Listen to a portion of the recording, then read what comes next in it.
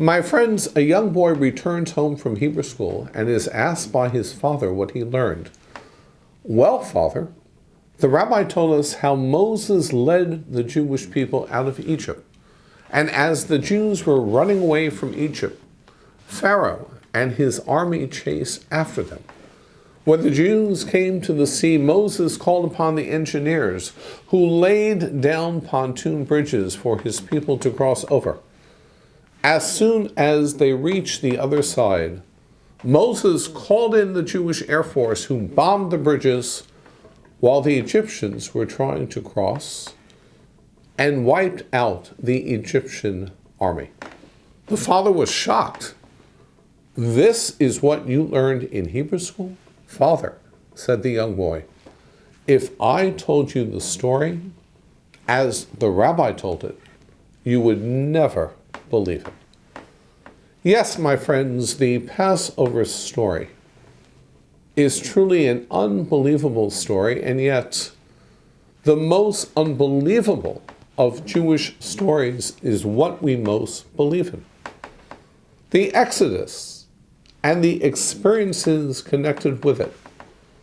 The slavery of the Israelites, the 10 plagues, and God's redemptive miracles. Liberation from Egypt, the covenant at Sinai. The journey in the wilderness toward the promised land are indelibly stamped in the Jewish collective memory and consciousness.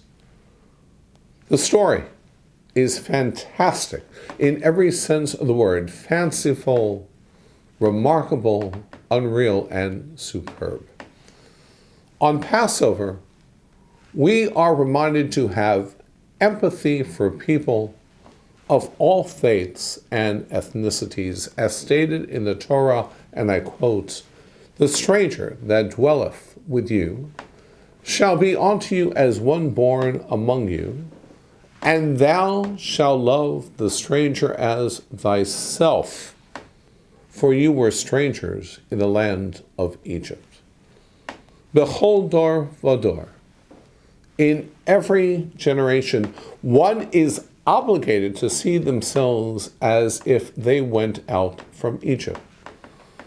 By seeing ourselves as though we personally went out of Egypt, Passover summons us to develop one of the most crucial qualities for humane, compassionate living: empathy, putting ourselves in the place of another human being. The hallmark of Passover, being able to imagine, to feel, to identify with others. Across the United States, Asian Americans and Pacific Islanders have been victim to verbal assault and physical attack. A disgusting pattern of hate and violence coinciding with the COVID-19 pandemic that culminated in a recent massacre of Asian American women in the city of Atlanta. A torrent of hostility and venom that began last spring in the early days of the pandemic.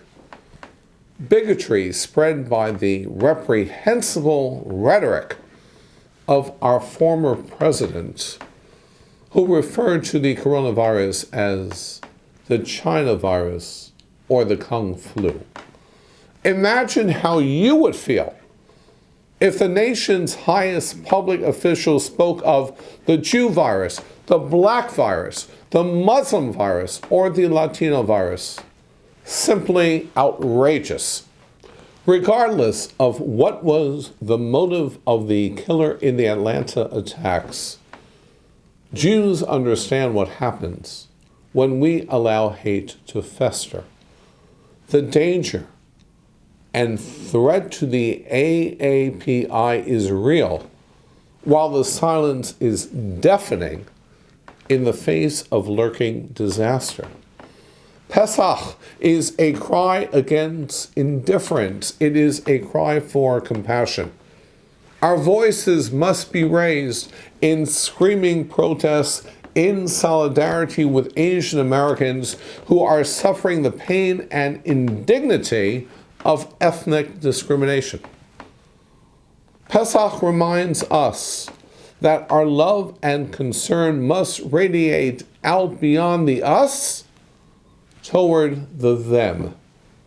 At the Seder, we taste the bitterness of our persecution and recall what it feels like to be a stranger unwelcomed, with no one to come to our aid.